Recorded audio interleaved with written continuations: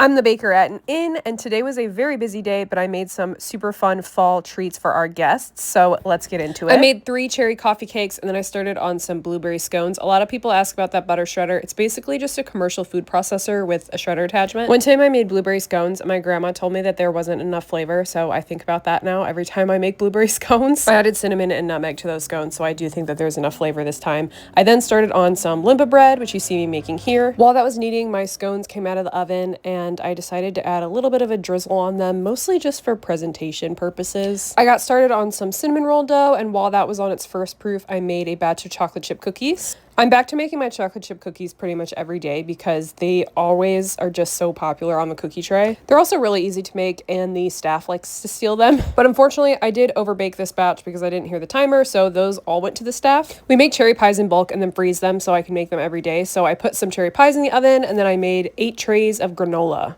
While that was baking, I remade my chocolate chip cookies, which was slightly annoying, but luckily it is a very fast recipe. The other day I made some homemade pumpkin butter that I needed to use, so I decided to make a pumpkin spice Linzer cookie. I put that dough in the refrigerator for a little bit, and then I started mixing up my granola in between baking it so that it all cooks evenly. I've been trying to perfect my flour toss, and I think I'm getting better at it. I rolled out all of my cinnamon rolls, generously added that cinnamon sugar, and cut them up so that tomorrow they will be ready to go in the morning and I can bake them for breakfast service. I mixed up some of our pancake mix, and then it was time to roll out all of my limpa bread.